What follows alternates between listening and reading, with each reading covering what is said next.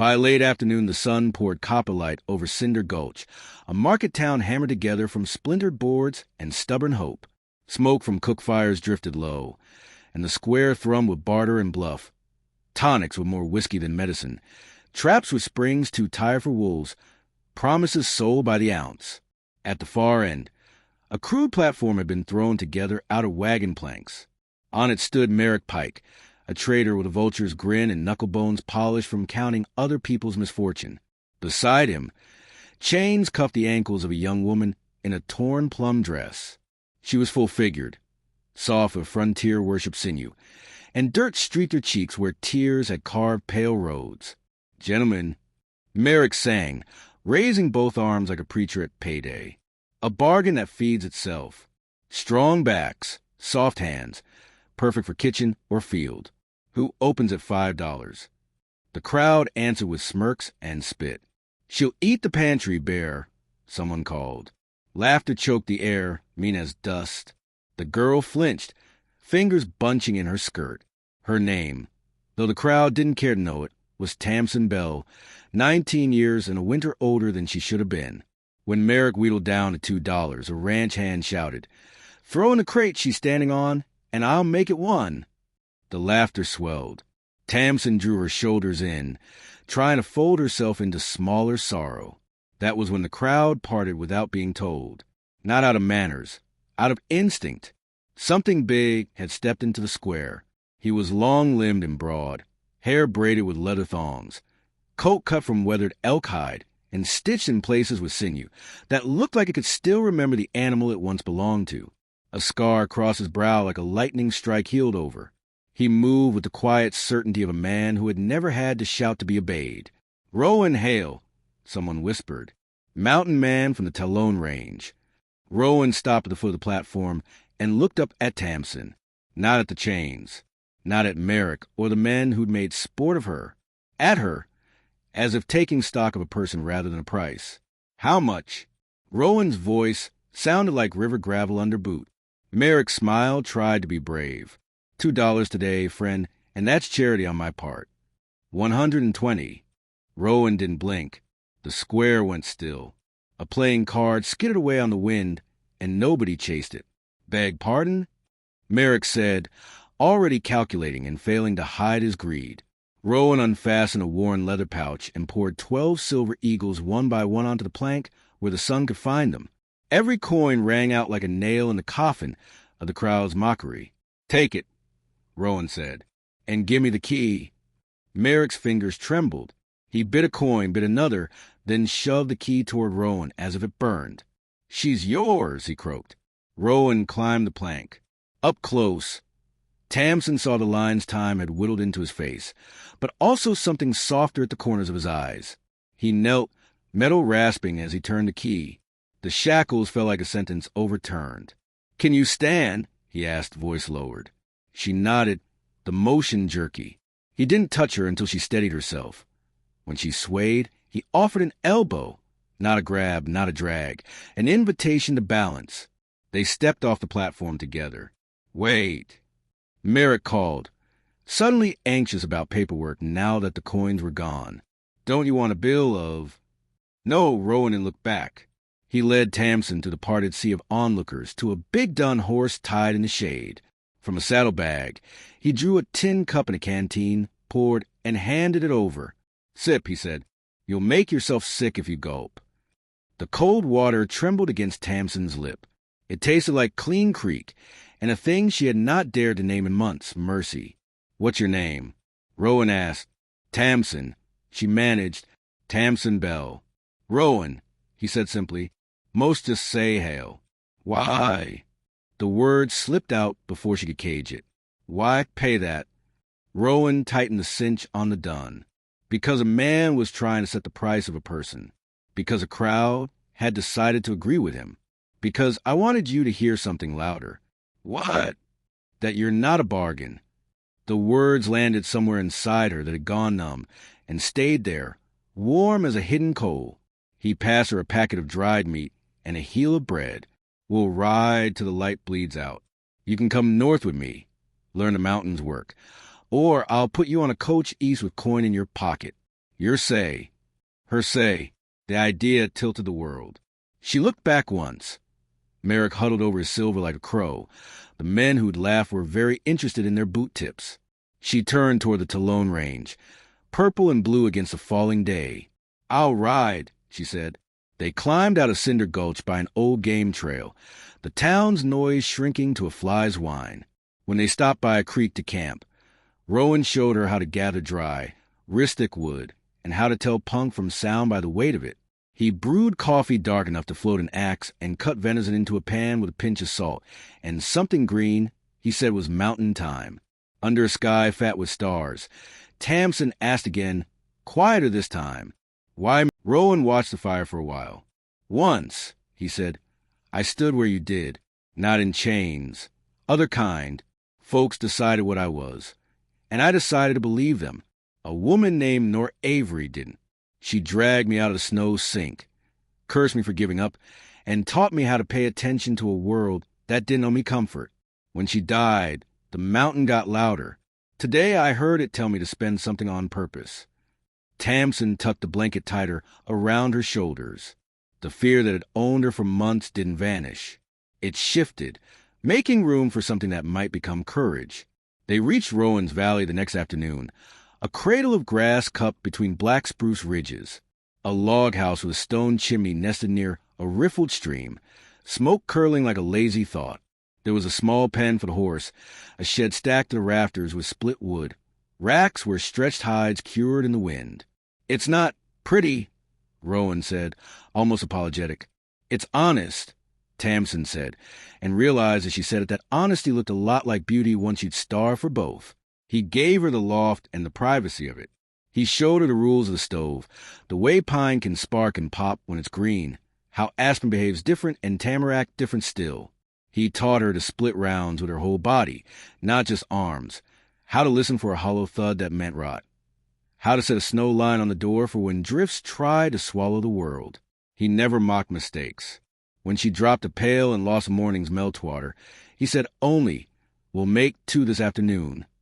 And Tamsin learned. Blisters turned to callus like little shields. She discovered the names of plants Nor had likely taught Rowan. Yarrow for bleeding, kinnikinnick leaves for smoke, spruce tips for tea when coughs came. She learned to read storms at the horizon, a gray wall stitched with lightning that meant bank the fire, check the lashings, bring the tools in. She discovered her body in a way the world had never allowed, as a working thing, strong and needed. The very solidity she had been punished became warmth in January, leverage under a sled, steadiness on snowshoes when the crust broke and the wind tried to bully her sideways. One night, while wind shoved at the shutters and the chimney sang, Tamsin stared into the bank coals. You paid too much, she said, meaning the market, meaning more. Rowan shook his head. I paid to speak where I knew folks would hear. Sometimes the only way to pry a rotten board up is with a bigger nail. Did it change them? Maybe not. He nudged the kettle closer to the heat. But it changed you, and that's the only part one aimed at. Winter early knifed the valley, and they settled into its teeth. The days hinged on small devotions, warming hands around tin mugs, mending bootlace with wax thread, knocking the ice beard off the bucket. On the worst weeks, when the world outside went white and stayed that way, Rowan told stories in his patient, gravelly way, of Nor Avery and the summer a bear got into her honey cache, of crossing the quartz backs of the high Talone with a storm shouldering him the whole way, of the time he'd been wrong and what it had cost. Tamsin told her own, halting at first, then with the ease that comes when a listener doesn't flinch. She talked about her mother's laugh and the uncle who'd traded that memory for coin, about the churches that had preached charity and locked their doors after, about the clever escape plan she'd written in her head and never dared try. That woman's gone, Rowan said when she faltered. You're Tamsin of the Hollow Creek now, the one who ties a better hauling knot than me and won't let me forget it. When the thaw finally chewed through the drifts, the valley burst open. Blue gentian punched through last year's straw. The creek ran loud and reckless. Rowan stacked his furs for trade. Tamsin set PC'd in a patch he let go wild and planned neat rows like prayers. Time to choose, Rowan said one morning, easy as ever. I'll take you town with a pouch of coin, or to the coach road east. Or you stay on pay and we keep at it. No debts. Tamsin looked toward the pass. She pictured Cinder Gulch, the platform, the shrugging men, Merrick counting his silver with his hat tipped back. Then she looked at the shed she'd helped roof, the neat run of split which she could identify by species in dark, the slope where their snow fence had held even under January's meanness. "I'll stay," she said, "if you'll have me as partner." Rowan's mouth made a shape that might once have been unfamiliar to him and was becoming less so. A smile, slow and genuine. "I was hoping you'd say that." They shook hands across the table, palm to palm, a contract more binding than any Merrick Pike could have written.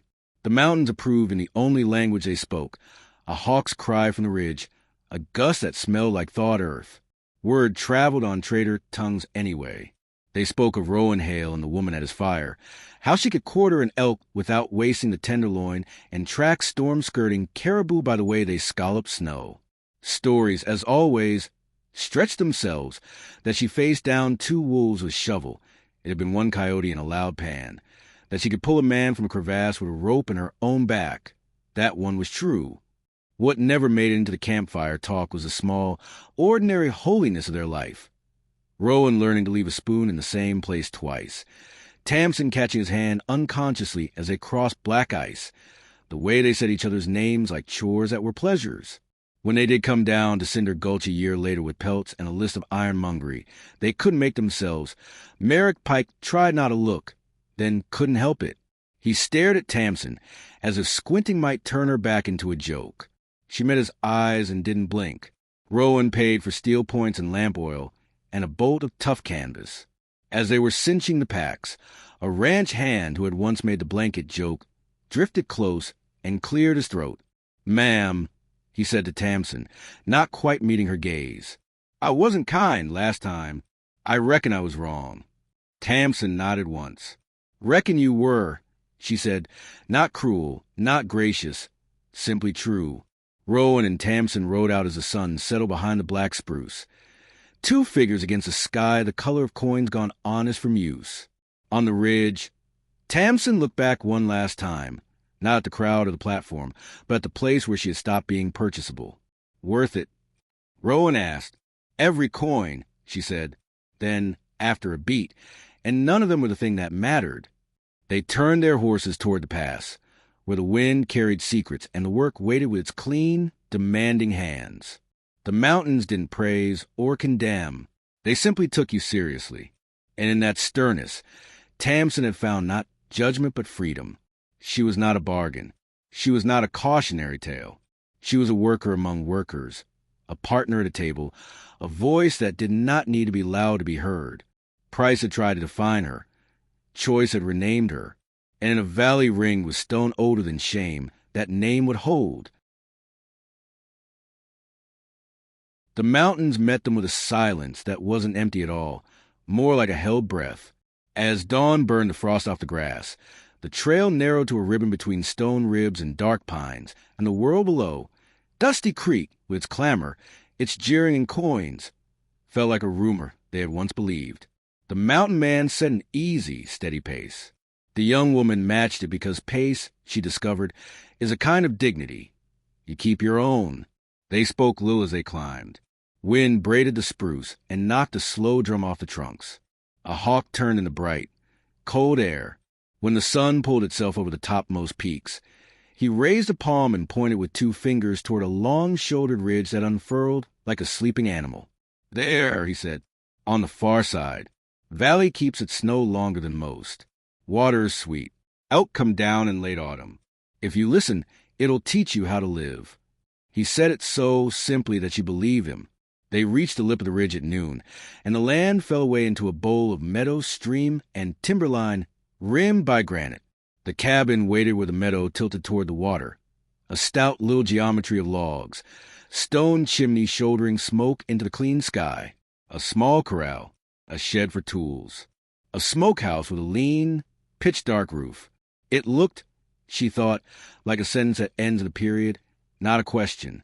He slid from the saddle and did the work of unsaddling the horse with practiced hands, but he was careful not to move so fast that she felt clumsy by comparison. He showed her where tack was hung, how it dried best, how leather liked a little kindness. He set a tin cup by the trough. "Water first," he said. "Always water first." When she drank, he watched the tree line, the sky, the stream, never her mouth, never her body, like a man who knew what it meant to offer safety without advertising it. Inside, the cabin smelled of juniper smoke, clean wood, and the faint resin of old sap. He built up the fire while she stood a little inside the door, palms on the strap of her bag, taking stock. To the left, a long, heavy work table smooth as river stone. To the right, shelves stacked smart with jars, beans, rye, dried apples, more beans. A pegboard tool so neat it felt ceremonial. Adze, draw knife, awl, plumb line, each one with its season. A ladder to the loft. The place was not rich, exactly, but it had the rare wealth of nothing extra. He set a kettle to sing. "We'll make camp here for good," he said, as if it were the most ordinary sentence in the world.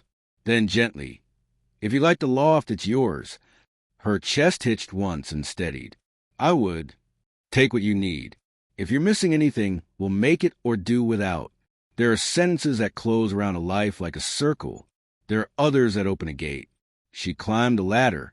Upstairs, the loft with a mattress filled with fresh pine needles, a pallet of furs, a blanket sewn from piece wool in calm colors, riverstone grays, wintergreen, the red of chokecherries.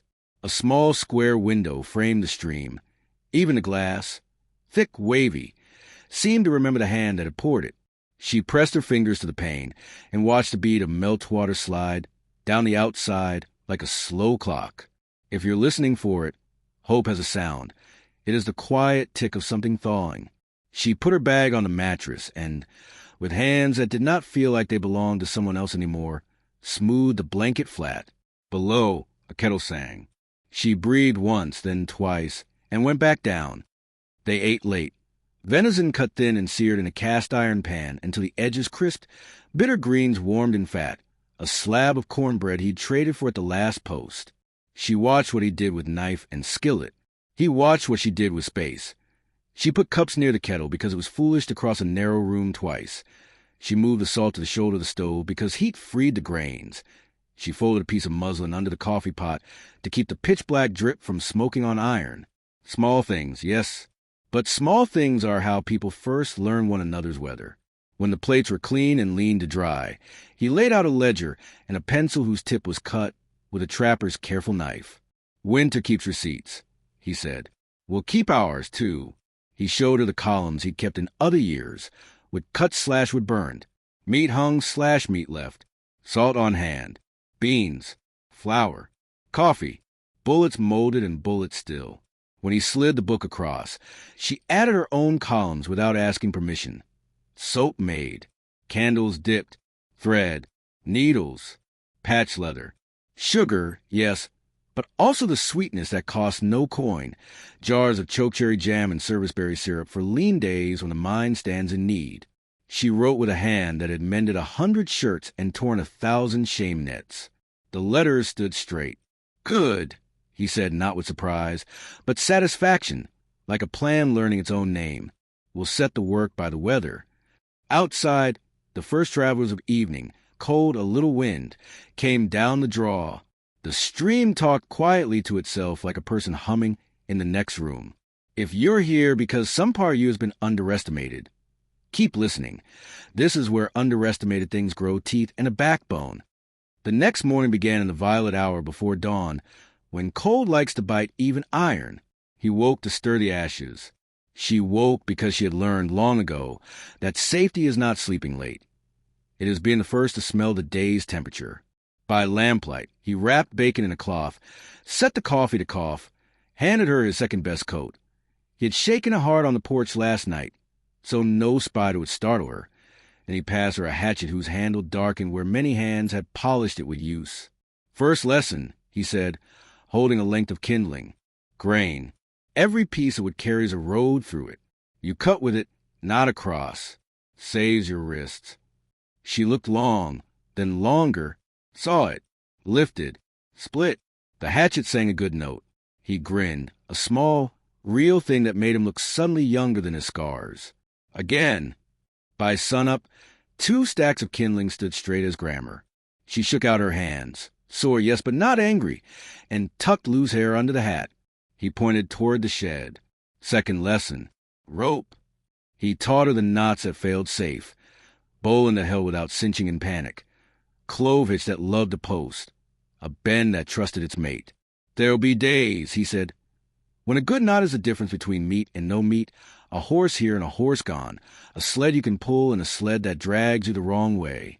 Tie like you mean to live. She did. Her fingertips grew rope-burned and certain. Small victories collect. Each one is a quiet bell in the bones. In the afternoon, they walked the valley. He pointed without pointing, teaching the way people used to teach, by naming the obvious so the mind would learn to see it. Willow means water close. The high meadow wears elk the way a coat wears lint.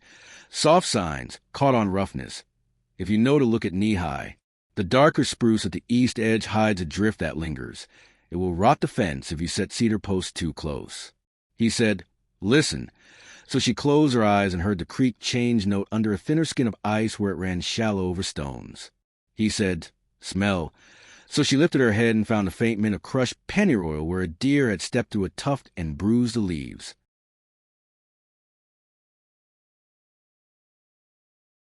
You've got a tracker's ear, he said. No, I've got a girl's ear. Where I'm from, it's how you keep yourself whole. He nodded, not asking for more, because sometimes a kindness is in the unsaid. If this is where you need a hand on your shoulder, without anyone drawing attention to it, consider it done. Work found its winter rhythm. Mornings, wood and water. The stream gave a sound like glass, sighing each time the axe bit a hole for the bucket. He showed her to lift with legs, not back, to pivot on hips, to share the load with the ground. Midday meat and salting. She learned to pack the cellar's crocks with a confidence that built from the bottom, like a wall you intend to trust when weather throws knives. Afternoons, repairs. She learned the stove's moods, how the damper wanted to be courted, not commanded, how leather softened under fingers with a smear of tallow, how a needle isn't just a tool, but a decision to keep something in service one more season.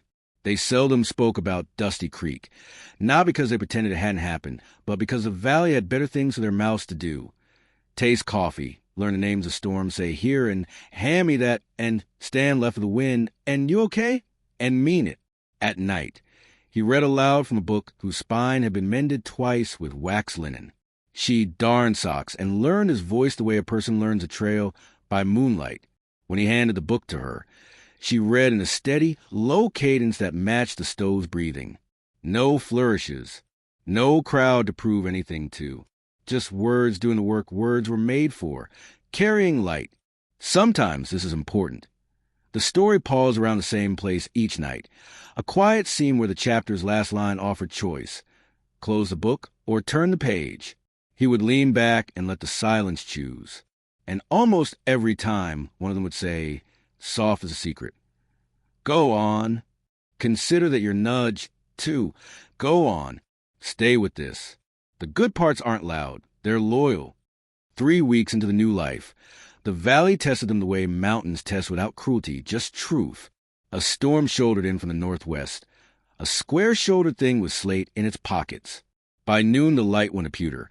By 3, the wind tugged at the eaves like a greedy ant. By 4, the first snow came in flakes the size of thumbnail moons. Now we see what we forgot, he said, and there was no panic in it. They moved through the checklist they had made together their first night. Shutters tight, crossbar on the smokehouse, extra water pulled. Trench clear at the south corner where snow liked to drift like a bad habit. Sled set by the door, lanterns filled, wick trimmed, tinderbox checked twice. She took one last armload of split oak and noticed, because she was the kind of person who noticed, even whether that shoes thought, that one of the roof pegs had lifted a finger width. She told him. He climbed a ladder into rope whiteness and drove it home with 3 good blows. You just saved us 6 buckets of melt water, he said when he dropped back down, and that was how he paid praise. Specific, non-negotiable. The storm set its table at dusk. Snow marched past the windows like a long argument. Inside, the cabin's heat gathered them close, and time shortened to the discipline of small tasks done right. He stirred stew. She sliced bread. He checked the door latch. She checked the ledger, made a neat note. First heavy snow. Peg, north edge, set firm. The world blew and howled and clawed, and they did not hurry. Hurrying is for people who want to be finished. This was for people who intend to endure. At midnight the wind found a high, keen note, an edge you feel in teeth and bone. He set his palm against the door. "Hold," he said, not to the door, not even to wind, but to the promise they were quietly keeping. When a gust hit, like a shoulder, the hinge groaned. She took the other hinge in both hands and leaned her weight, sturdy, blessed weight, into the wood. The door held. After a while the wind spent itself, the way even rage does. He smiled without showing teeth. "That's twice you've kept this place," he said. She shrugged. But later, upstairs, under the piece wool blanket and the weight of furs, she let herself feel tall. Morning entered carefully, laying gold on the windowsill like a peace offering. Outside, the world had been edited. The fence wore hats. The shed shadow had grown shoulders. The spruce looked like old men with secrets. They shoveled a path to the smokehouse and laughed like children when the snow came over the tops of their boots. It is hard to carry shame when weather has the decency to give everyone the same silly gait. That afternoon, while they were checking traps along the creek, she found the first tracks, a clean 5-toe print that went from shadow to shadow like punctuation. She crouched, thumb measuring, eye tracing. "Martin," she said. He looked at her, not with teacher's pride, which often hide a ledger of mine, but with companion's joy, which is no ledger at all. "Yes." They followed a little way, then let the trail go where it needed to. On the way back, she asked a question she had not asked since the market. "Why me?" He did not pretend to misunderstand. He set his mitts on the top rail of the fence where the sun had melted a clean line of grain. He did not look at her. Sometimes a person deserves an answer that doesn't pin them. "Because I know what a cage does to the mind," he said. "Because I know the cost of believing other people's weights and measures. Because when you stood on that platform, I saw somebody I'd be proud to walk behind on a steep trail. And because," he lifted his shoulders once, a mountain shrug, "I like the way you listen. The valley likes it too." She held that. Turns out, praise that tells you who you are, not just what you did, feeds you longer. Trouble, when it came, did not knock. It rode in on 3 horses, as the first thaw wrote dark lines on the meadow. 3 men, one with a hat too new for honest weather, one with a grin he kept practicing in reflective surfaces, one with a face like a shovel. Their coats said hunters, but their eyes said men who put hands where they shouldn't. The horses were blown harder than the miles demanded. The bits were the kind that punish when a hand can't be bothered to learn. She saw it all at a glance and set the kettle on the stove anyway, because hospitality here was not performance, but a test you give yourself. "Can I be who I decided to be?" He stepped out onto the porch, palms open where they could be seen. "Afternoon." "Afternoon," the new hat man said. His grin practiced itself. "We heard tell of a trapper up this valley. Thought we'd see if he needed help guarding his property." His eyes flicked toward her. She felt something old try to climb up her spine and put its hands over her mouth. She did not let it.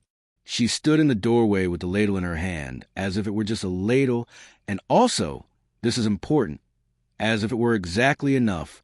"No property here," the mountain man said. "Just a home." "Same difference," the shovel-faced man said. "Law says." "The law don't live up here," the grinner said. "Men do. Men with takes and keeps." He was practiced at drawing a circle around a woman and calling a fact. The trick works best on people who have not walked out of a smaller circle already. She felt the older fear flutter and then still. Her palms were dry. "Coffee's on," she said. "If you drink it, you'll do it sitting, and you'll put your pistols on the porch rail to cool."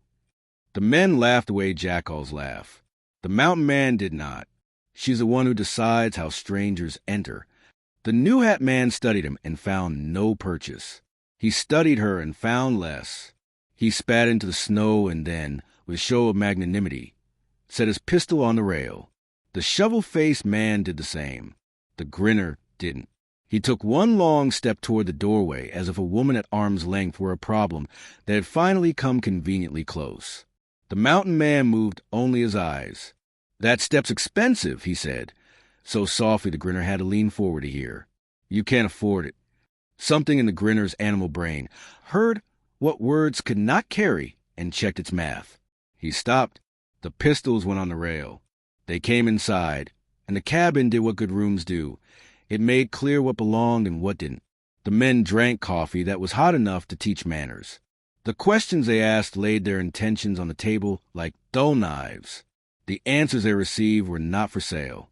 When they left, the new hat man tried to say something lazy about the weather. The mountain man watched the horses' hooves, not the men's mouths, and said nothing.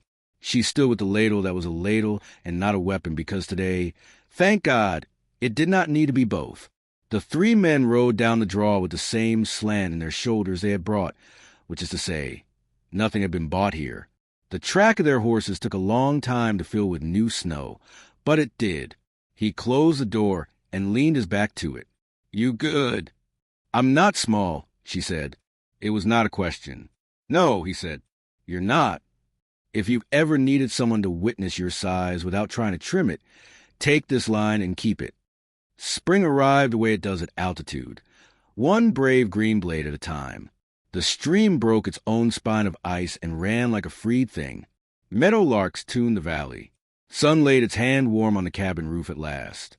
They boiled the last bones, swept the winter out of the corners, and set the windows to drink light. He brought out a sack of seed and the good hoe. She brought out a plan she had been building quietly in her head all winter.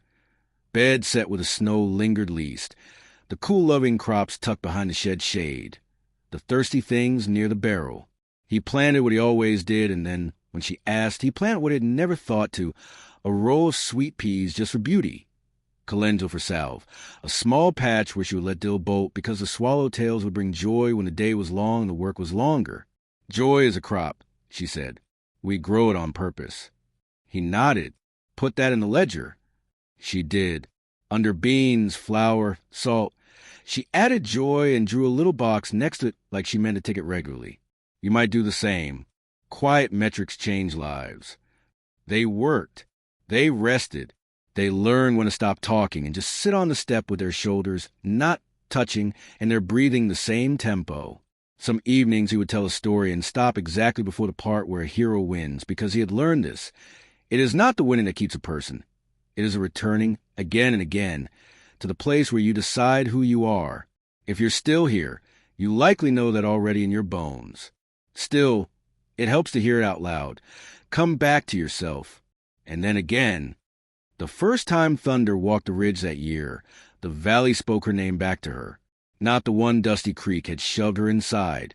Not the one shouted at auctions. Not the one shame had gripped like a collar. Her own. It rose from the water and the spruce. It settled in the meat of her shoulders. It rattled the old locks in her ribs. She stood in the doorway and let the storm introduce her to herself. When the rain was over, the air smelled green as a sliced apple. He stepped beside her and did not ask for her name. He had one ready, anyway, and it caused no harm to hear it on his tongue. "Partner," he said, steady as a vow. "Partner," she answered. They did not shake hands this time. There are agreements that hands can't hold because the weight will break fingers. Some things are better carried in the back, the thighs, the heart. If you've been waiting for a sign that your story can lean forward without anyone dragging you back, consider this your sign. The ridge is opening. Keep coming with us. By midsummer, the valley had learned their footsteps. Trails that were once guesses became sentences they could read in the dark. The garden lifted its own small lanterns, squash blossoms, sun-hot and golden, pea tendrils writing cursive upon the air, a row of calendula like coins scattered on purpose. She baked bread that cracked open with steam that smelled of patience. He tanned a hide so soft it took new meaning from the word skin. They were not rich, except in all the ways at last. On a morning blue as a jay's wing, they hitched a sled-wheel cart to the stout mare and set out for the trading post 2 valleys over. Salt and flour had both dropped below the tick marks they trusted. He slung 2 bundles of pelts, marten, fox, a single broad-beamed elk hide, into the cart bed. She tied in jars of chokecherry jam and the smallest crock of pickled ramp tops, as if joy might fetch its own fair price. "Road's long," he said, looping the last lash. "You'll hear town before you see it. Decide how much of yourself you mean to carry into it, and keep your feet on those boards." She nodded. She had practiced that kind of walking in another life. Back then it was armor. Now it was simply balance. They traveled in a rhythm. Creek crossings, spruce shade, meadows buzzing with bees fat as thumbs. At midday, they stopped with a trail kinked around a granite shoulder. He showed her how to read the sky's quiet tattling. The way heat shivered in the distance meant late storms. The way the ridge's shadow fell meant the hour. She passed him a heel of bread spread with the thinnest layer of jam and made herself eat only half her portion, because saving sweetness for later was a strength she wanted to keep. By late afternoon, the air changed its mind about smell. Less pine resin, more smoke. Then came the sound towns always make, a loose-jawed clatter of hooves, a voice carrying too far, a hammer for the sake of being heard. The post sat where 3 trails met, shouldering a broad yard of hard-packed earth. A trough, a hitch rail, a row of tents nobody ever called houses to their faces. Folks turned as they rolled in, not at the mountain man, whom they knew by shape and silence, but the woman sitting straight on the cart seat, unflinching as a post. It was not the kind of stare that tried to cut, more like the kind that measures and then has to do its arithmetic again. He handed the reins up to her. "Hold," he said, and stepped down into the dust as if he were stepping into his own right name. The proprietor, a barrel-bellied man with mercantile's eyes, fast but not unkind, lifted a hand. "Back before the first thunder," he said. "That's either luck or skill." "Practice," the mountain man answered. "Got pelts. Need staples." "Bring 'em." The proprietor's gaze slid to the cart, to her hands on the leather lines, to the tidy bundles in the bed. He tipped his chin, an ordinary nation's worth of respect in a small gesture. "Ma'am." She returned the nod. She would never be a woman who made herself small to fit a town's plate, but she could be a woman who chose her edges. Inside, the air held coffee, lamp oil, and the fine dust of sackflower. She moved between barrels and shelves like she belonged to the space, because belonging is a decision before it is a fact. She ran her fingers lightly over a bolt of unbleached muslin, then measured and purchased 6 yards with coin he laid out. She traded 2 jars of jam for a tin of needles and a hank of good wax linen thread. The proprietor weighed out salt like it was bright treasure. He counted coffee beans into a scoop by sound. When he reached for sugar, he paused. "Dear things dear," he said. "Winter did a number on cane boats." She measured the ledger in her head. "Half what we planned," she replied. "We're growing joy at home." He grinned at that. "Put some aside for my wife if you pass this way again. She's been running short." They were almost finished when the air changed again, this time not for weather. A voice cut through the murmur. "I'll be damned." Some names are not spoken aloud, but everyone in the room can hear them anyway. She didn't turn.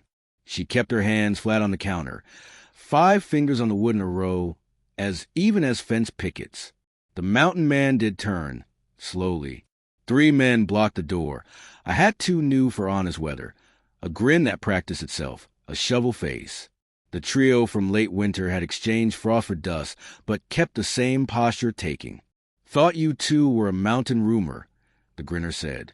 His eyes ran over her like a man checking a price tag, and then counting how many coins he had in his pocket. "Nice to see you're real." "Afternoon," the proprietor said, voice gone wooden. "You boys looking to trade?" "Trade," the new hat one said, and his new hat tilted. "Just so?" "Of a sort." Between breath and breath, everything that mattered arranged itself. The mountain man's weight set into his boots, her feet planted with soles half an inch wider than usual. The proprietor's hand slid under the counter where a scattergun slept. Outside, a horse kicked the rail once, as if reminding everyone that not all hooves are shod with iron. "We're by information," Shovel Face said. "Price negotiable." "Nobody here's for sale," the mountain man replied. "Didn't say a who." The grin widened. Said a what? Where a man keeps his traps. Where a woman keeps her head when she ain't hiding behind a man.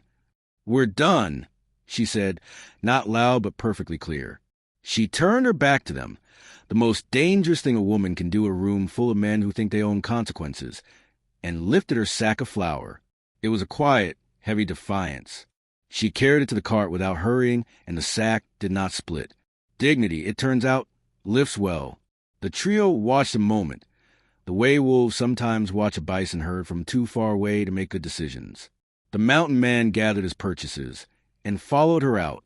He gave the proprietor a look that said, "I'm sorry for the trouble, and also thank you for being the kind of man who keeps a scattergun handy for someone else's sake."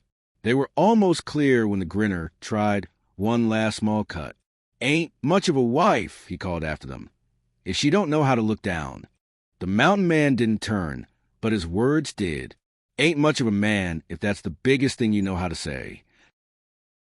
Laughter rose from the corner table. Single, surprised, and entirely on their side. The room snapped its eyes away, embarrassed by its own relief. On the cart seat, she set both hands back on the reins and discovered they were steady as oak. They rode out with salt, coffee, flour, thread, and their names spelled the way they chose. If you need it in plainer words, keep your feet. Let fools measure themselves. Take only what you came for. Leave everything else standing in its own shadow. The trail home threaded them through shade and light, heat and high breeze. Near the granite shoulder where they'd eaten at noon on the way out, he stopped and listened to a quiet the post had not yet blotted out. Hear it. She closed her eyes. There, a faint wet clatter that wasn't the creek. Hooves on stones, using the careful places, were followed. He uncoiled the rope he'd used to lash their goods and set it within reach. Be good if we weren't. They did not hurry. Hurrying is fear's favorite spice. They simply chose the old elk track that climbed to a shelf half a mile off the main trail. It was slower, but offered one thing a smart retreat always wants: time. On the shelf, he turned the mare and set the cart tight behind a granite shoulder, so a rider on the lower trail would have to commit before he knew what he was committing to. She stepped down and brushed the mare's neck until the animal's breathing told the truth. Not panic, just ready. The men came round a bend below, chasing the two, not three. New Hat and Shovel Face. They had the look of people who had underestimated a grade and were now paying in sweat. The mountain man waited until they were almost at the switchback that climbed to the shelf. Then he spoke like a note struck by a tuning fork. Turn back. The horses froze, trained from foalhood to listen to a voice that knew what it was saying. Shovel Face swore. New Hat laughed a little laugh designed to pull his own nerves back into place. We ain't here for trouble. Good, she said from where she stood with one palm on the cart rail. Trouble ain't on offer. Just talk, New Hat said, man to man. Then you wasted a ride, the mountain man replied. There's two of us here. They didn't turn back. Men like that seldom do. They turned their horses up the switchback instead, and found at the top what the mountain man had built with a longer path, angles that favored him, footing that favored them, air that favored nobody. Shovel Face grabbed for his gun and found his wrist held by rope he had not seen move. New Hat pulled hard on his reins and discovered, too late, that a mare could be gentled into refusing cruelty. Here's your talk, the mountain man said. You ride down now, and you don't come again. That's all. Or, New Hat tried, and his voice cracked like a boy's despite the fine beaver felt above it. Or you ride down anyway, just not on your horses. A good piece of advice, like a good knot, holds even when pride pulls. New Hat heard something true in the words that had no brag in them, and for once he had the sense to prefer being a live coward to a brave story. He tipped his hat, a gesture that looked better on his grandfather, and nudged his horse. Shovel Face yanked his arm free of the rope with a sound like tearing cloth and stomped his mount around. Stones clattered. Hooves made a metal song. Dust hung a moment after they were gone. She exhaled in a single long line. He coiled the rope and set it back by the cart, no glory in it. Just a tool returned to its place. You all right? He asked. Yes. She waited. No, she waited again. Yes. He nodded. That's how it's usually stitched. On the last rise before the valley showed its familiar shoulders, they stopped and looked. Ritual now, not necessity. The cabin had not moved. The stream still sang its two-note song over the shallow stones. The garden had survived the day without them and would welcome their hands again. The ledger would have new pages tonight. Salt plus 50, flour plus 25, thread plus 1 hank, trouble, turned away. She smiled at that last line even before writing it. If you've been collecting proof that the world can meet you without taking you apart, tuck this in your pocket. It can. You keep more than you lose when you walk your pace. July set a table heavy with work. Berries blued the thickets above the creek, staining tongues and ledger both. She climbed the slope with a willow basket on her arm, and her breath set to the same cadence as the crickets. He checked high country sets at dawn, and returned by noon with shoulders that smelled of sun and sweat. In the afternoons, they stood at the big table and made winter from summer. Jam in jars, meat into tight sticks, beans into long strings to dry. When the heat lay down sulking in the doorways, they sat on the porch step and watched swallows cut the air into pieces so fine even mosquitoes gave up. "Tell me something true you learned when nobody was watching," he said one evening. She thought a long while, as if choosing a spice. "That shame loves quiet, but so does healing. The difference is what you feed." He watched the meadow go lavender at the edges. "I learned that about hunger," he said. "It'll eat anything if you don't hand it bread." They didn't kiss. The story wasn't ready for that page, and neither were they, but their shoulders leaned into the same piece of dusk, and sometimes that's the kiss people need first. Autumn arrived with its handsome, unsentimental hands. Elk bugles wrote thin silver lines across the ridges at night.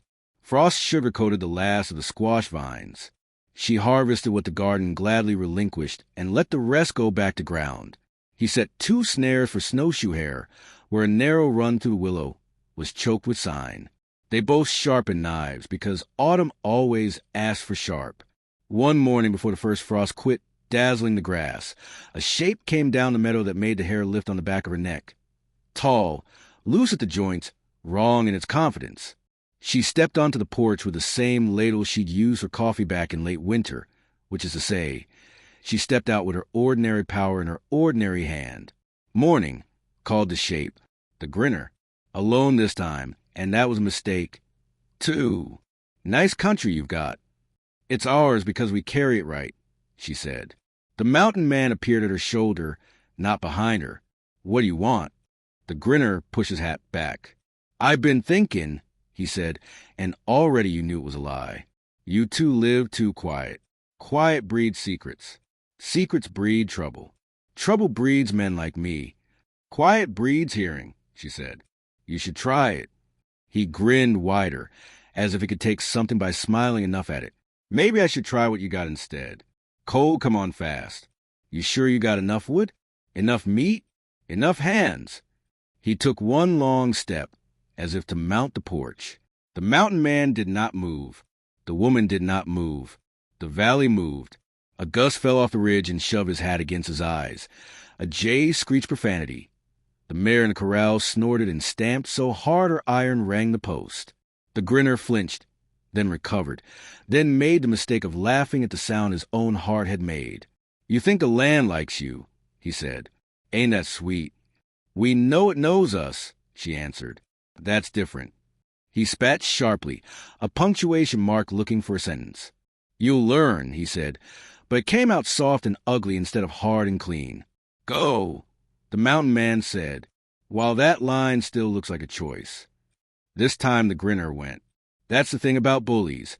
They're often smarter than their legends. He walked down the meadow with shoulders that argued with each other, and the valley watched him go until the pines took him away like a door closing. They stood a while without saying. Then she laughed once, not like a bell, like a knife slid back in its sheath where it belonged. "I had a thought," she said. "Let's stack one more core than we planned." He smiled the kind of yes that is the muscle of life. "Put it in the ledger. If you've been waiting for permission to add something under joy besides berries and quilts, add this line now. Courage, stocked." The first snow came without drama, generous and workable. They set the mornings to wood and warm bread. The middays to repairs, the afternoons to reading and the fine art conversation that never draws blood. The stove breathed like a sleeping animal. The rafters held their years. The ledger grew pages in pride. The valley named them back, not with thunder this time, but with a steady cotton-footed hush of snow teaching even a loud mind how to pad its way. And the pass, because it is not a dog you can lock out, made plans of its own just over the ridge. In the second deep cold after New Year, when the sun stayed thin all day and the sound of splitting wood rang like iron singing, the crunch of many hooves came up the draw. Not Winter's elk, not a trader. Man, she set the kettle to boil. He reached, not for a rifle, but for the rope and the small hammer that sets pegs faster than fear can swallow a room. They stepped to the door together. Down in the meadow, 6 riders bunched like dark punctuation marks in the pale. At their center, hunched and vulturous as a bad thought, a man in a black coat with dust ground into it, so deep it had become part of the cloth.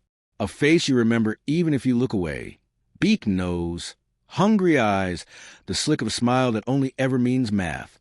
The kind of man who sells anything with a pulse. Afternoon, called Silas Crow, and the valley, which usually kept its counsel when absolutely still. If your breath caught, that's your good sense warning you where to hinge. Don't go anywhere. The door is about to swing. 6 riders came up the draw like black type hammered onto a white page. The mare in the corral stiffened. Jays fled the spruce with indignant swears. Frost held its breath. And at the center of the punctuation, a man the land was spat out if land had a mouth. Long black coat gone gray with ground and dust. A hat that thought was a crown. A face like a beak that had forgotten it was meant for finding food and practice finding fear instead. Afternoon, Silas Crow called, and the word didn't arrive as a greeting. It arrived like a claim. Crow dismounted slow, a snake easing out of warm rock. His men stayed mounted, spread in a ragged crescent that let each see all doors, all windows, the smokehouse, the corral, eyes measuring, hands hovering near iron, breath pluming in even puffs that said they'd done this before and liked it. Inside the cabin, she set the kettle closer to the coals. Not because visitors needed coffee, because kettles have a way of making rooms tell the truth. He reached for a rope and pegs. Not for the gun, not a show of a different kind of power, but a choice about what kind he'd use first. They stepped onto the porch together. They did not bring fear out with them. Fear can watch from the window if it insists, but it doesn't get a chair. Came a long way for an afternoon, the mountain man said. Business, Crow replied, voice shiny with its own oil. His eyes slid to her and stopped too long. Heard you had something of mine. Nothing here's yours, she said, and the words landed with the soft of the door that fits its frame perfectly. Crow smiled a dry smile. Now that's a debate, ain't it? Territory here's what I say different. There's markers, papers. Folks in Dusty Creek, remember. Folks in Dusty Creek forget to remember right, she answered. We're further north now. Crow's gaze wandered the valley, greedy and incurious at once. Nice place, he said, as if complimenting a heifer at auction. Stream, timber, smokehouse. Quiet. Quiet's valuable. Quiet makes men think the world ran out of rules. It did, the mountain man said. Up here, anyway. We use better ones. Crow flicked his fingers, and one of his men kicked his horse 2 strides closer to the porch. The animal didn't like it. The animal knew what men forget. Let's talk what's due, Crow went on. I paid $3 to a farmer for a piece of flesh and labor that ran off. I lost transporting costs. I lost time. Then there's damages, name dragged, reputation scuffed. He clicked his tongue as if he were doing numbers that added to a moral. Call it $30. Cash, hand to hand. You pay, I ride. Don't pay, I take my property, and what interest the winters added. The kettle ticked in the doorway behind her, counting seconds like a patient clerk. She felt her breath lengthen to meet its rhythm. Inside her cheek, she pressed her tongue against old words that used to leap out and beg. She didn't need any of those words anymore. You brought 6 men to collect $30? The mountain man asked. Crow shrugged. Road's hungry. I feed it. He tipped his chin at her. Or maybe I came for the 100 you embarrassed me with. You remember that day, Bear? You remember all that gold clinking like church bells? The mountain man didn't blink. I remember buying a woman's choice in front of men who couldn't count. Crow's smile lost a tooth. You remember poorly.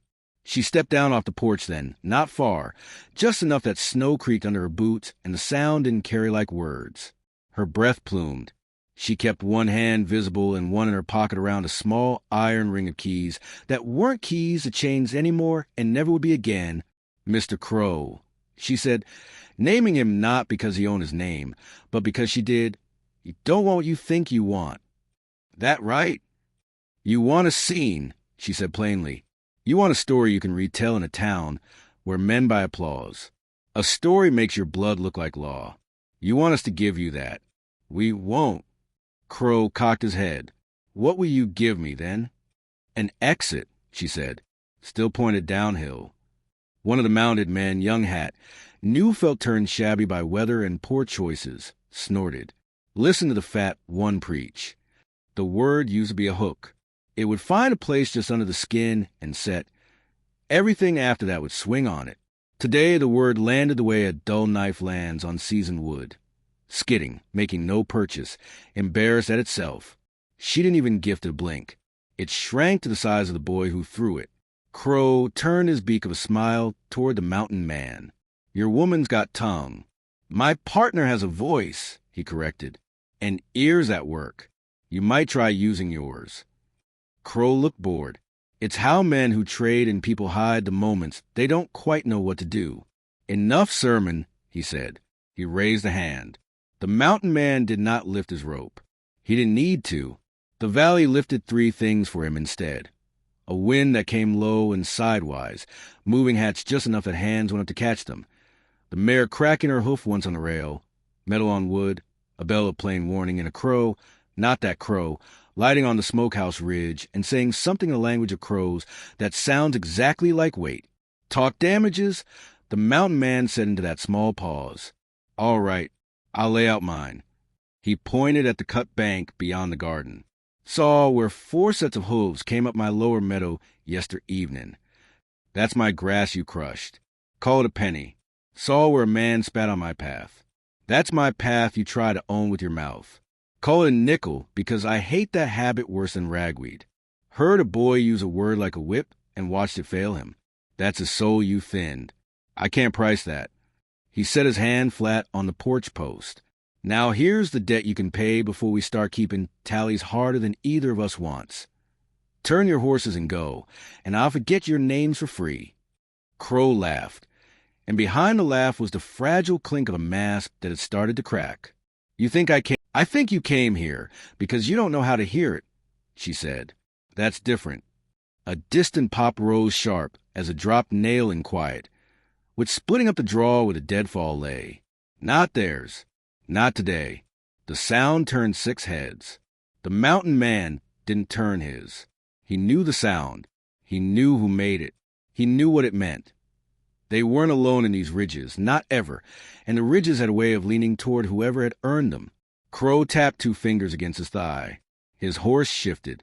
Boys, he said, and his voice tightened. We'll take the woman, take the stores, burn the rest. Try, the mountain man said. Not a dare. A weather report. The first rider nudged forward, the young one with the brittle mouth. He didn't get far. The mare in the corral squealed and lunged, striking the rails so hard the top board exploded in a clean, well-seasoned crack. The sound was enormous in the cold. It unstitched something the boy he didn't know was stitched, whatever thread had been holding his bravado together. His horse shied. He grabbed at the horn, swore, looked to Crow for a face to borrow. Crow gave him a look you give a tool that's chipped. Second one. Crow snapped, and Shovel Face kicked his mount hard. The mountain man didn't move. He only said, fence line, and at the word a small miracle of cheap carpentry occurred. A peg he'd set that morning, hammered one-handed while the coffee came right, let go in the right place, and the half-loosened panel of rails slumped forward in a knee-high tangle just as Shovel Face horse hit the corner. Not enough to break, enough to decide. The animal planted and slid. The rider pitched, landed in snow that welcomed nobody. His gun hit the drift and vanished like a lie. It all happened slower than fear and faster than pride. Crow hissed. "Guns," he said, the word too late for what it wanted to be. No iron-cleared leather. Not because men found their conscience. Because 6 good reasons not to pull aim themselves at 6 foolish hearts. The proprietor from the trading post halfway up the rise with his scattergun broken open across his arm, not yet loaded, just visible enough to count. His wife beside him with a look on her face that made loaded irrelevant. Old Mr. Jenkins from the livery farther left with a rifle across his saddle and a prayer that sounded like arithmetic. 2 Ute hunters on the ridge behind Crow, their ponies light, their expressions lighter, watching a scene that required witnesses and balance, and one thin, bookish girl from the post, Mabel, who traded letters for buttons, standing behind a spruce holding nothing but her nerve like it was a lantern. Town. Crow spat, recognizing the shapes if not the people. You bring town to the hills? They walked themselves, the mountain man said. Quiet travels. A wind shivered through spruce, and the sound was exactly like a courtroom being called to order by a judge who'd skinned elk the day before. Crow's men felt it. The young one found his breath and watched it leave his mouth like a thing he might never see again. Shovel-Face dug in the drift for his iron and came up with a hand that wasn't a fist anymore. Silas. One of the Ute hunters called down mildly, using Crow's first name like a man uses a broom. Practical, unadorned. This land's got other work today. Yours is lower down. Crow's beak face jerked toward the voice and then back to the porch and then to the horizon, trying to find one angle not already occupied by consequence. He found none. You could watch the math go out his eyes and the old habit come back, the one where a man sees other people as coin purses. He fixed on her again. "You!" he said softly, making the word mean not her but his lack. She met his gaze and didn't blink. It put iron filings back in the air. "I'm Emeline of the mountain," she said, shaping the word as the valley had taught her. "I don't answer to your tongue anymore." The silence that followed wasn't empty. It was full of assent. Crow's smile tried for casual and landed on cracked. "We'll be back," he said. "No," she answered. "You'll remember." He swung into the saddle, turning his horse too sharply, so the animal had to forgive him to keep both of them upright. "Ride." He snapped, and men who had learned what they needed today did as they were told. They went down the draw in a flurry of clattering pride and frightened tack, past the Ute hunters who didn't bother to move, past the trading post folks who didn't bother to hide, past the spruce where Mabel breathed like she'd held the world still with her hands and could let go now. When the last hoofbeat untied itself in the snow, when the valley let out the breath that had been counting with the kettle, the mountain man leaned his shoulder against the porch post and closed his eyes. Not relief, inventory. She set the kettle back from the coals, then picked up the fallen rail, and leaned it where it would make the right kind of sense later. "Coffee?" she asked the arrivals, voice ordinary by deliberate choice. "Yes, ma'am," the proprietor said, and if his voice shook, it did so like an axe after honest work. Exactly right. His wife came down the slope with the stride of a woman who'd carried many heavy things and never once set any of them on another woman's back. Mr. Jenkins tipped his hat in apology for bringing a rifle to someone else's front yard. The Ute hunters nodded in the respectful way of people who consider nods expensive and spend them well. Mabel stepped out from behind the spruce and cried once, quick and defiant, like a tea kettle that refuses to scream. Inside, the cabin filled with boots and the smell of thawing fear. She poured coffee in tin cups and pressed each into a pair of hands like handing out winter itself. No speeches, just heat. The mountain man sat on the hearth and threaded the rope back into a tidy coil because some rituals are better than prayers after a storm. We heard. The proprietor said finally, as if anyone needed to explain why they were there. Sound carries when silence is this big. Figured numbers beat noise. "Thank you," the mountain man said, and the words carried weight because he didn't spend them freely. The Ute hunters exchanged a look that said their thanks didn't need words in this house. Their leader said, "Crow won't come with 6 when he comes again." "We know," she answered. "Next time he'll bring a story." They stayed until their fingers remembered warm as a native language. They left without gossip. On the porch, the proprietor paused. You want men to sit a watch 3 nights, 2 at a time? He asked, like offering a ladder up to a friend already halfway on the roof. She shook her head. Let tonight belong to sleep. Then we'll be down valley, he said, listening. The Ute hunters waited until the others had gone. Their leader looked over the ridgeline, measuring shape and distance not like a trapper, but like a man who knew how mountains walk. Crow's wrong about quiet, he said. Quiet isn't where rules end. Quiet is where rules start. Different set. Older set. We hear them better every day, the mountain man said. The hunter nodded once. Keep meat high and smoke low, he added wryly, as if the valley's advice sometimes came disguised as housekeeping. Then they slipped away, and the land reknotted itself around the cabin, as if to say, I was never undone. When finally the door closed on just the 2 of them in the kettle, the room put their names down again. Man, woman, fire, rope, bread, ledger. The ledger waited open on the table for morning. Salt tallied, thread coiled, coffee rationed, a line at the bottom for whatever the day would ask them to write. She dipped the pencil, then stopped. What do we call this? She asked. He considered. Not victory, he said. Those turned to rust. Not loss, she said. We didn't give anything away we meant to keep. He smiled a slow porch step smile. Call it witness. Paid in full. She wrote it. Witness. Paid in full. The act steadied her more than any sermon. She set the pencil down and touched the page as if it were a warm shoulder. Night fell like a heavy quilt that had heard the whole story and decided to be kind anyway. They banked the stove. They checked the pegs along the fence line by lantern light. Not because pegs stop evil, but because good work strengthens spine. Inside, they lay side by side, eyes open to the rafters, hearing the new quiet, the one you get after your name has stood up straight in front of men who sell theirs. You all right? He asked into the dark, repeating the day's first question because parts of a good day rhyme with each other. Yes. A beat. No, a breath. Yes. He nodded, even though nods are wasted in the dark. We'll carry it tomorrow where it belongs. Not in the chest. In the arms. She smiled. I have strong arms. I know, he said, and sleep came down like a verdict that loved them. In the morning the world performed its simple, undefeated tricks. Frost feathered the panes. Ravens ran their black sewing across the pail. The mare blew steam and bumped her nose against his shoulder like a friend who doesn't demand talk. They ate thick porridge with chokecherry jam that had stained its jar the color of persistence. Then they set to the day the way people set to days when they understand hours are what they are, with split, water hauled, snares checked, fence mended, stew built from odds sizable enough to become a meal when they agreed to belong to one another. Midday found her on the ridge where bearberry runs low and sweet. Trimming stems with a knife, she'd honed to a whisper. The air was so clear, even thoughts had a dress warmer. She paused, listening the way you do when you finally trust silence to speak true.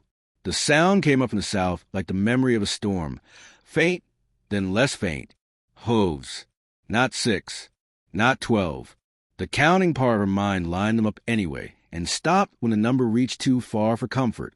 She walked back down the slope, not hurried, not slow, her basket full of red brightness, like proof you can eat hope if you learn to pick it. He was at the woodpile, sleeves rolled, shirt open at the throat, the shape of him a definition. She offered the basket. Company, she said. How many? Enough to make Bragg feel brave. He wiped his hands. Then we use choreography, not noise. They move without rush because rushing is what fear does when it wants to feel like a plan. He brought the mare into the trees, loose haltered and trusting. She lifted the floor stone by the hearth and handed him the wrapped rifles, oiled and asleep, then set them back when he shook his head. He took only the old carbine with the sight he trusted at 50 yards and a rope that had done more good work than any iron. She took the whistle made from alder he'd carved the winter before, the one that spoke hawk to small things and stopped the men who listened, and tucked it in her pocket beside the keys that had outlived their first job. Fence line, she asked. Fence line, he said, and the ditch we dug for rain that never came. It'll trip pride as well as water. They set pegs where pegs made sense. They hung 2 bells so small a robin could move them, and so honest a thief would. They primed the stove, Not because they plan to hole up, but because warmth after cold is what lets you think the right thoughts when thinking harder is asked. Through the trees came the sound of too many animals ridden by too few men worth the effort. Crow had believed his own story overnight and rented soldiers for it. Mercenary hats, mercenary mouths, mercenary hearts. At their center rode the man himself, coat darker today, as if he'd tried to blacken it back to what it pretended to be. He reined in at the meadow's shoulder. When many horses stop at once, the world flinches. He liked that. It made him sit straighter. "Bear!" he called, voice big now because he had numbers to back it, and numbers taste like liquor to a certain kind of throat. "Come down and pay." "No," the mountain man said from the porch, voice the same size it had been yesterday and every day in a life that learned its measures from ridgelines. "Come up and learn." Crow smiled, as if someone had praised his hat. He lifted a hand. Men fanned. Half of the smokehouse and stores, half of the garden and the back door. A few stayed in the rear because every herd includes animals that understand cliffs. On the porch, she stepped forward until the boards creaked the way they do for someone a house has decided to keep. "Before you start," she said, and Crow paused because men like him can't resist a ceremony that looks like it might be about them. "Look around." They did, because looking is cheap, and they saw what they were meant to see. No rifle barrels glittering in windows. No friends lying on the ridge. No townsfolk with scatterguns.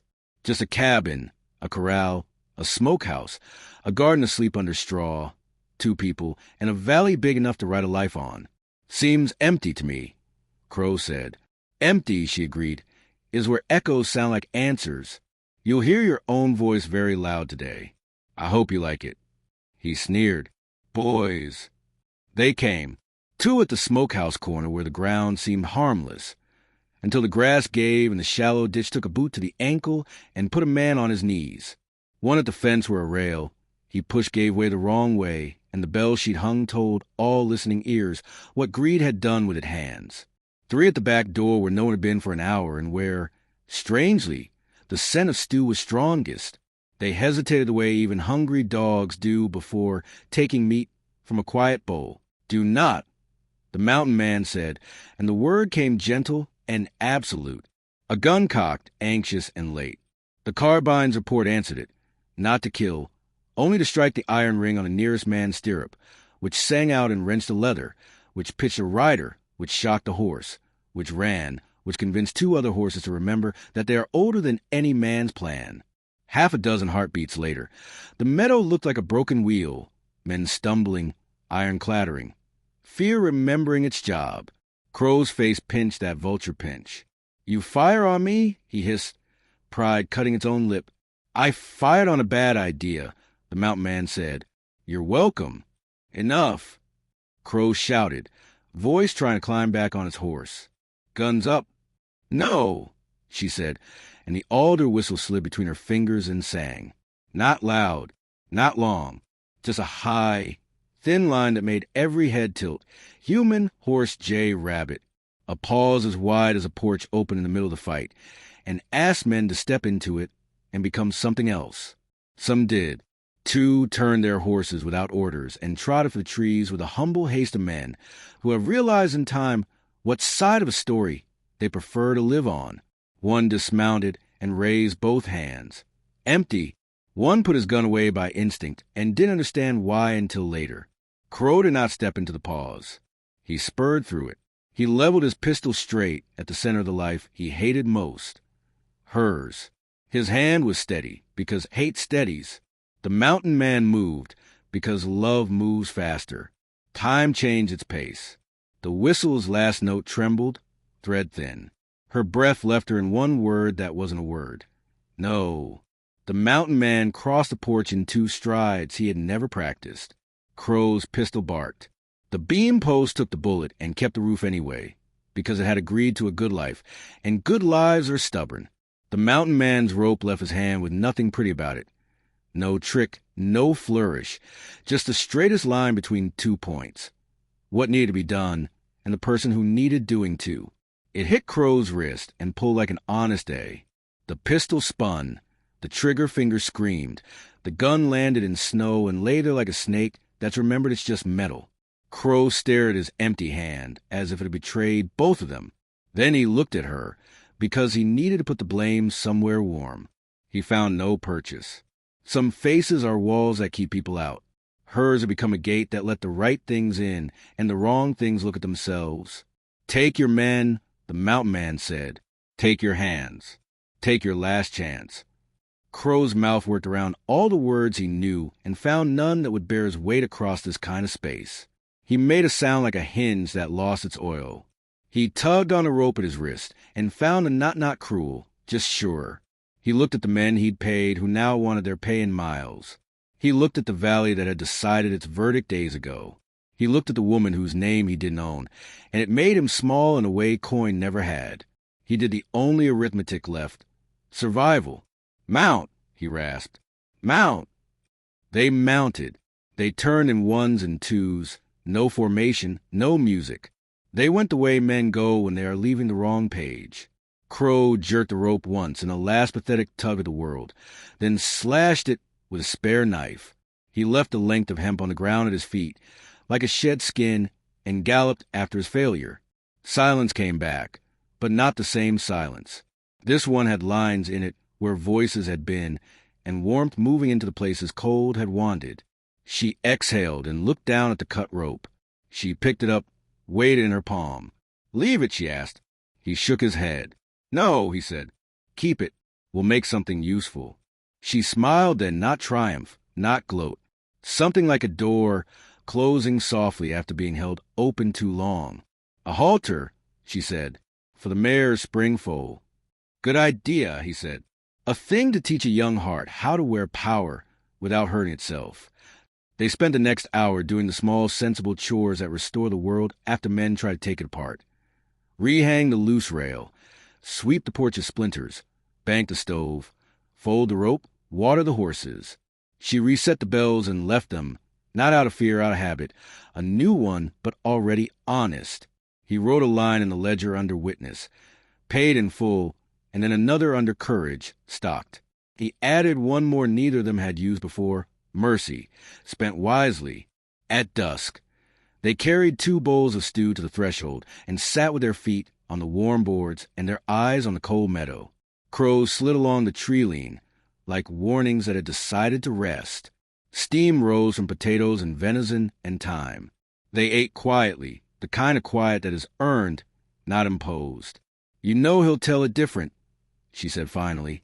Down valley, in town, on the road full of men who need a story that makes them large. I know, he said, but the ridge will tell it right. The post will. Jenkins will. The hunters will. Mabel will write it in a letter with more truth than good spelling. He wiped his bowl with a heel of bread, and we'll live it. The living version beats the told.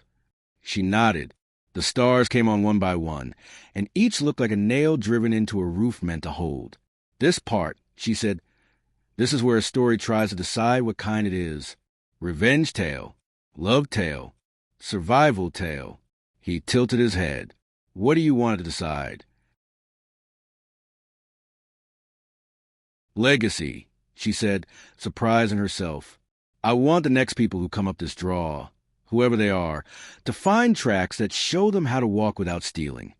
He smiled sideways, as if the idea had sat in his pocket all day waiting for a chance to be named. Then we make the tracks deep, he said, soft enough to hold a child's foot, firm enough to hold a coward's weight, till he can stand up in it. They wash the bowls, set them to dry with the confidence of people who expect to use them tomorrow. They pulled blankets to their knees at the hearth and read 2 pages from the same book, one keeping the place with a finger while the other blinked slower and slower. When the last log fell into itself and the coals made their red consent, they banked the ashes and rose. At the door she paused, hand on the latch, listening to the oldest rule of their valley. Look once more. The meadow lay simple and legal, a fact you could sign. The stars wrote their signatures where anyone with a neck could read them. Somewhere down valley a single owl took attendance. She breathed a long, ordinary breath. Tomorrow, she said. Tomorrow, he agreed. They slept without dreams, or if dreams came, they came like deer. Shy, brief, beautiful, leaving hooves where only the softest earth remembers. Before dawn, a thin gray stitchy east. She woke to it as an old friend and rose, not to the sound of hooves, not to men, not to fear, to the small, unremarkable music of water finding its path under ice, to the mare's low, surprise nicker, to the faintest wet rustle under straw in the corral. Listen, she whispered.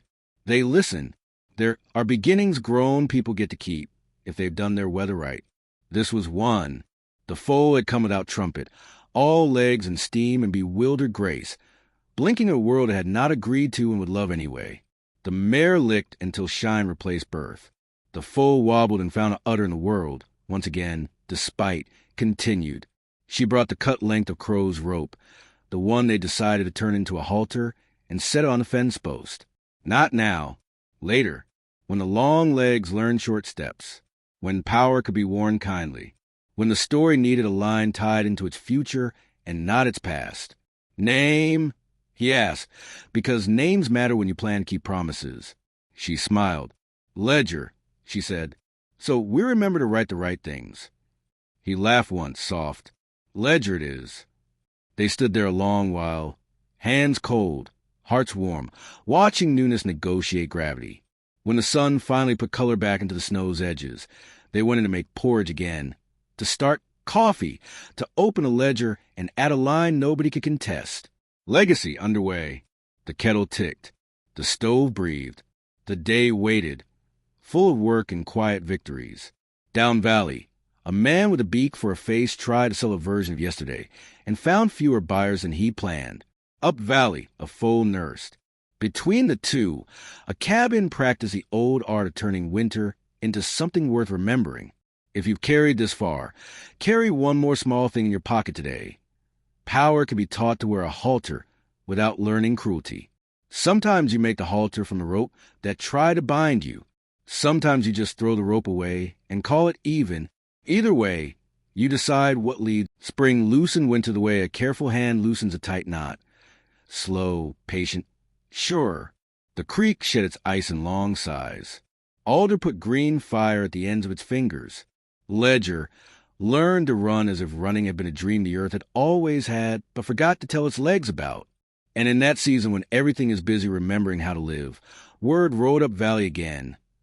Then at first, like smoke between trees, then thicker, like a faulty story that keeps trying to be told. They heard it from the male rider, who only came when he felt like it, and always felt like it more when the wind was at his back. He leaned in the stirrups, grinning at the way the mare nosed his saddlebag, and said, Crow's been jawing down country. Says the hills stole his money and his manhood both. Folks are tired of buying what he's selling, but some always will. He's looking to hire a badge.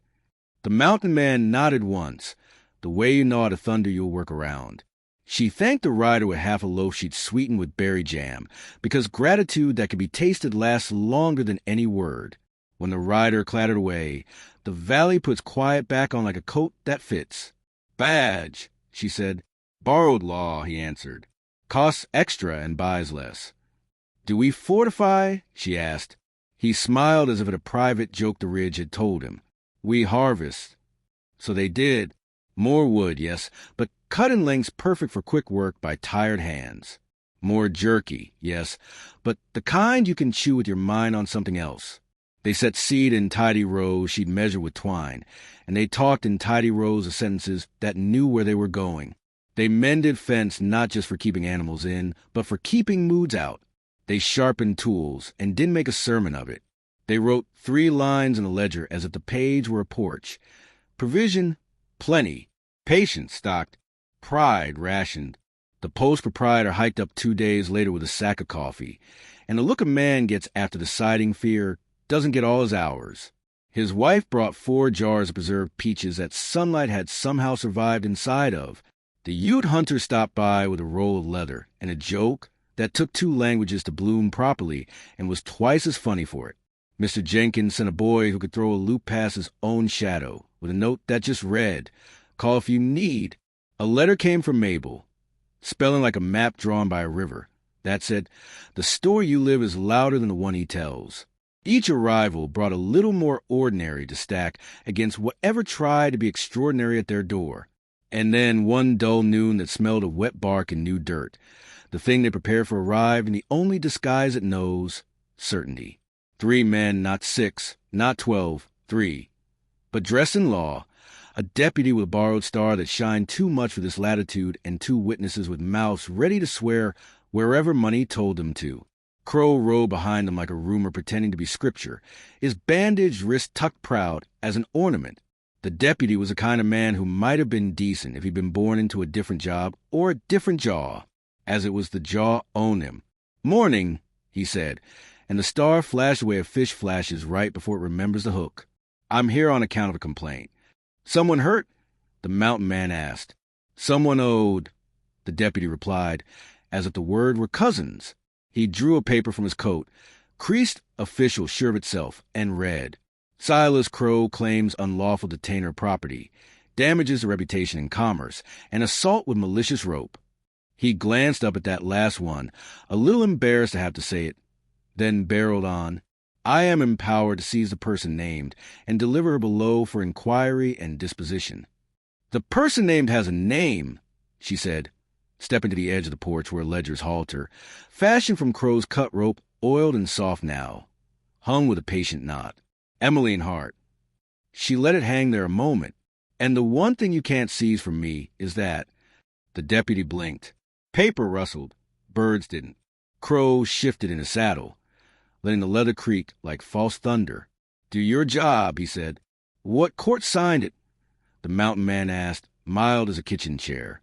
"Territorial court," the deputy said, tapping the bottom of the page. "Which judge?" A pause. "Judge Halbier, down at 3 Willows." Halbier's been dead since Frost. Fell off his porch reaching for a cigar. The mountain man said, looking at the Ute hunter who had eased out of the trees to listen, and the man gave a small nod that meant true. So either that paper read itself from a grave, or someone got busy with ink. The deputy's jaw remembered its orders and clenched. "I don't have to debate the making of writs. I have to execute them." "Execute the truth," she said gently. "It lives longer." The deputy didn't answer. He wasn't here for philosophy. He was here for a decision he hoped would not require one. His gaze snagged on Crow's bandage, on the witnesses' ready mouths, on the star that promised to make simple what had never been simple. He put the paper away like a man who doesn't want to read what's on it anymore. "Ma'am," he tried again, and to his credit the word had more respect in it than the badge required. "You can ride down with me quiet, settle this legal-like, or I can take you under the star." "Same destination," she said. "Different road." He swallowed. "Yes." She looked at the ledger on the table just inside the door, open to a blank line they had saved for the right words. She looked at Ledger the foal, black as punctuation, skimming the fence and daring turning into running. She looked at the ridges, the kind of judge you only get in places without chairs. She looked at the deputy and saw a man who might yet remember himself if given a better sentence to say. "Deputy," she said, "what will happen to me down there?" He opened his mouth, shut it, and then did a thing that separated him from the men behind him. He told the truth. "They'll sell your story to whichever crowd pays best that afternoon." "Not my labor?" "That too," he said softly. She nodded. "Then this is the only place my story has jurisdiction." Crow laughed, thin and high, and the sound made Ledger flick an ear like a fly. "Enough theater," he snapped. "Take her." The deputy didn't move. His eyes had gone to the rope halter again, the way the knot sat easy, ready to teach and not to choke.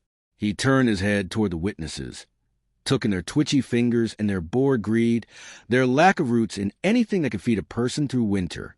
He looked at the mountain man's hands. Scarred, yes, but with the right stories and at hers.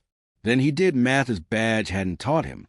"Mr. Crow," he said, and the title was not a gift, "you've sworn a complaint that cannot be proven by a judge who can't sign and witnesses who can't remember straight when a dollar turns. You hired me to finish a lie with the law. I won't." Crow stared. The witnesses gaped, betrayed by a script that had just been yanked from their mouths. The deputy took his badge off, just lifted the little star like a tick, surprised at how light it was, and set it on the top rail. For a moment it shone exactly right there, catching morning the way good deeds catch children's eyes. Then it sat like any other piece of metal. Crow went very still, which is what some men do right before they explode. You think you can just... Yes, the deputy said, discovering he had a spine and was taller with it. I can just... He turned his horse with a small, satisfied tug, and for the first time that day the leather sounded like it was doing what it was made for. The witnesses watched their payday back up and knew better than to ride past a man who had remembered his own name. They muttered and wheeled, following the star downhill. Crow remained. It is a habit of carrion birds to linger even after the feast has flown. You won't always have neighbors, he hissed to her. You won't always have winters that hide truth and summers that look friendly on fools. She stepped down, the porch giving that small, deliberate creak it gives the statements it plans to keep. We don't need always, she said. We need now, and now belongs to us. And what about the next now, he said. This ends with me dead or you broken. Or it ends with you different, she said. He barked a laugh, but it cracked in the middle, and the crack said more than the sound around it. You can't buy that kind of change with rope tricks and porch sermons. You can't, she agreed. You earn it, or you don't. That ledger's yours to keep. He spat on the ground and turned the horse hard. The animal forgave him again, because animals are better saints than men. He rode down without flourish, coat snapping, wrist aching where fairness had held it. The valley watched him go the way a good teacher watches a student leave a room, knowing you can't force learning, only make it possible. They stood there until the dust lost interest. The deputy's badge still shone on the rail. She picked it up, weighed it, set it inside the door on a shelf that had held a cracked mug they'd finally thrown out. If the man wanted the star back, he knew where men are welcome to knock. What do we call this one? The mountain man asked, nodding toward the open ledger. She considered, then smiled. Jurisdiction restored. He wrote it, careful letters that looked like fence posts. Life did what life insists on doing. Continued. Ledger learned the halter, mostly because halters made of old rope remember mercy first. The garden lifted green. That would be supper, if it got to the mouths of rabbits with more hope than sense. The Ute hunters traded stories for salt and laughed in the places words have to hop to keep up. Jenkins sent a strip of tin to fix a stovepipe, because good smoke should go where it's wanted. Mabel's next letter included a pressed blue flower and the sentence, I like how you live sentences.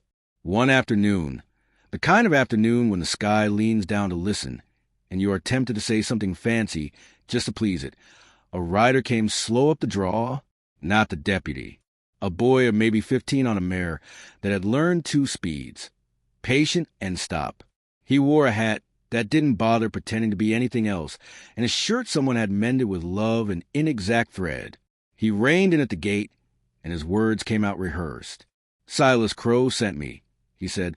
He said to say he's headed west, new territories, new markets. He said to say he don't forgive and he don't forget. He said to say he'll be back. The mountain man rested his arms on the top rail, easy, like a man listening to rain. What do you say? He asked the boy. The boy looked at his hands a long time. I say I'm tired of memorizing other men's sentences. Thirsty? She asked. Yes, ma'am, he said, with the kind of relief that makes water taste better. She brought the dipper. He drank like someone who'd been told not to. When he lowered the cup, they could see all the ways hunger had written its long essay on him, and all the places strength had started drafting its rebuttal. You can tell Mr. Crow what you were told to tell, she said, or you can tell him nothing at all. The boy looked scared, then brave, then uncertain, then like his skin had grown a size he'd needed for years. What if I tell him I lost the road? He asked. Then you best actually lose it, the mountain man said, and his grin arrived the way sun pulls a shadow just right. Head over that ridge and down to the post. Ask Jenkins if he knows a work that doesn't pay in lies. He'll know. If he doesn't, he'll invent some. He's got a talent. The boy nodded, once sharp, like a new page being turned. Thank you, he said, and the words were thinner than what they carried. He put his heels to the mare, and she chose patient. That evening, she wrote a line with a smile she didn't bother hiding. Recruited. One more soul from the story that doesn't deserve him. Summer ripened. Coyotes stitched the far hills with their odd laughter that somehow holds sorrow gently. Ledger found out fences, offered knowing where to jump and where not to. The deputy came back on foot, hat in hands, badge in none. He stayed for stew, said he was thinking of taking up ironwork because he liked the way hot things become right things if you hold them honest. He left the star on the shelf. "I'll send for it if I turn soft," he said. "If you send for it, come get both," she replied, and he grinned at the arithmetic. They built the addition she'd drawn on scraps all winter. Small, square, true. He cut dovetails like a prayer you say with tools. She stretched muslin for a window and made a curtain not because the valley needed keeping out, but because sometimes beauty's a job worth doing. When the last board sat where it belonged, they did not christen it with whiskey or words. They just stood in the doorway, holding hands and letting the room learn their names. In the fall, traders brought 2 roomers with their tobacco and tin. That crow had failed at the passes and sold his horses for a price that bit his pride, and that he'd taken a bullet meant for someone else because that's how bad arithmetic comes around. Both rumors could be true. Both could be false. They put them on the shelf beside the badge, where things wait until the world confirms them. Winter came back. It always does. The second winter in a life is shorter than the first because you've built ways through it and names for its shadows. They had more wood, more jars, more jokes. They had a foal who became a small horse and thought himself bigger than that. They had neighbors who knew how to snowshoe by moonlight without telling anyone they did. They had a ledger with more lines filled and more left for tomorrow. They had a story that had stopped asking if it was true and started proving it daily. On the longest night, the one that tries to convince you length is power, they sat by the bank fire and shared the last of the summer peaches. He lifted his spoon and said, "What's the price of this?" And she said, "Time," and he nodded like a man paid in full. Later, when the coals were just red, thinking in the dark was a friendly blanket instead of threat, she spoke into the hush. "I want a sign," she said. "Of what?" he asked. "That we were here," she said. "Not just in tracks and fences. In a way that lasts longer than the nails we drove." He thought. "We could raise a cairn where the ridge first shows the valley," he said. "Set a piece of iron in the top, so a traveler who finds on a bad day can touch it and know someone with warm hands set it there." She smiled in the dark. "A cairn," she murmured, as if tasting the word might make stones stack themselves. "And the ledger?" "The ledger goes to whoever learns to read this house," he said. "Child, friend, stranger with the right hunger. Doesn't matter. It will find its owner like water finds downhill." They built the cairn in spring, which made the stones eager to leap into one another's company.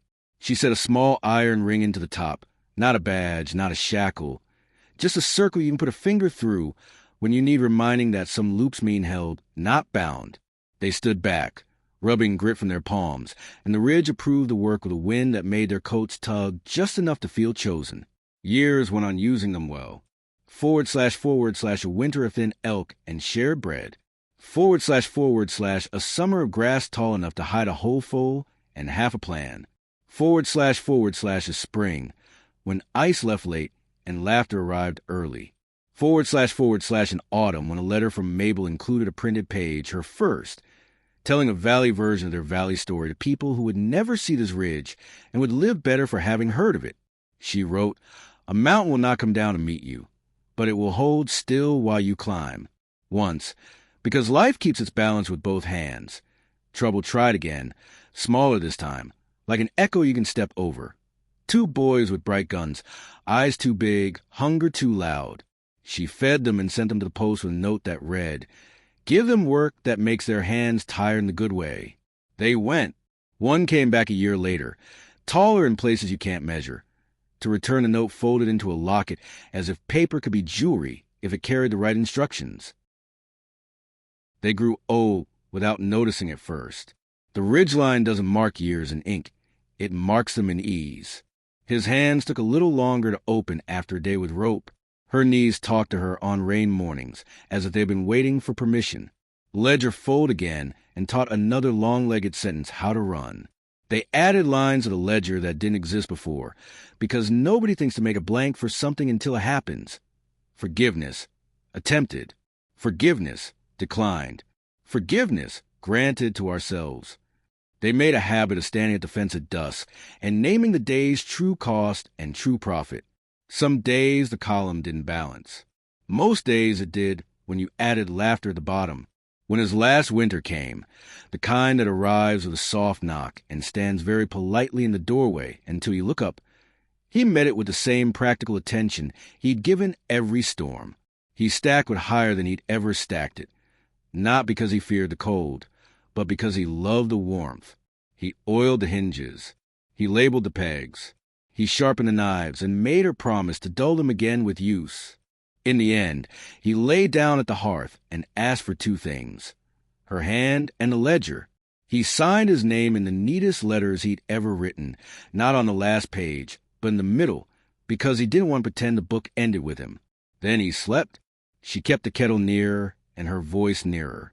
Grief came like weather, strong, specific, passing. She did not bargain with it. She fed it and put to work. She wrote new lines in a hand that shook at first, and then learned the steadiness nobody had asked for, but which arrived anyway. Absence, present. Love, continuing. Promise, kept. The valley did what it always does for those who listen to it. Send help in the shapes it prefers. The hunters brought meat and silence. Jenkins came with a hinge he swore needed fixing, and left without accepting thanks. Mabel sent a book with a pressed fern in the sentence. I told it true as I could, and when I couldn't, I told it kind. The deputy, now blacksmith, hiked up with two nails he'd hammered for no reason other than to hold up a memory, wherever she chose to put it. She put them by the window, and the light found them daily and made them honest. In summer of the year, the creek stayed high, like it wanted to talk more. A woman from far down country came riding careful, her hat the wide, kind people wear when they've seen two oceans. She dismounted with the respect of someone who has asked this land for permission and usually been granted it. I'm looking for Emeline Hart, she said. Found, Emeline answered, smiling at how the word felt newly minted every time. I'm Ada Halberer, the woman said. My father was a judge. He died. Men used his name to harm. I've been riding a long circuit, setting right what his ghost was forced to sign. They sat on the porch and drank the kind of coffee that tells the truth gently. Ada took a packet from her saddlebag, documents with seals that had learned to sit on the right shoulders. She read clear sentences into clean afternoon air. Emancipation affirmed, unlawful seizures voided, sales undone in words if not yet in memory. I can't go back far enough for everyone, Ada said, but I can go forward from here.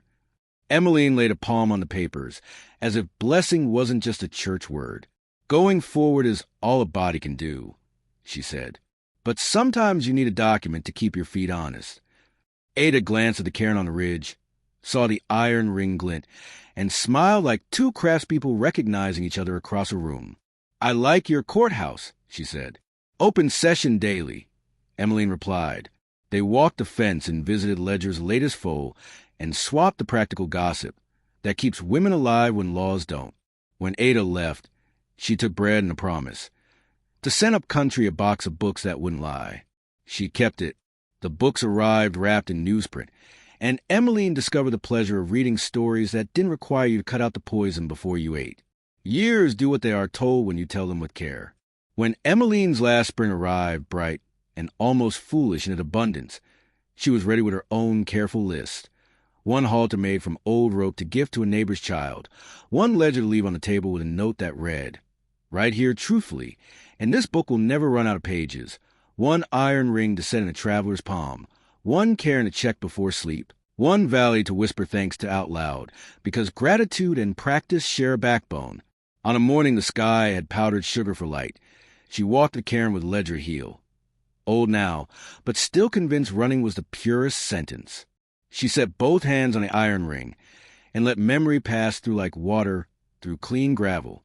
Dusty Creek's platform, the clink of coins that meant choice, the rope that learned different work, the porch that held every argument until it could be turned into breakfast, the badge on the rail, the boy who chose the right lost road, The judge's daughter, who came bearing paper that behaved itself.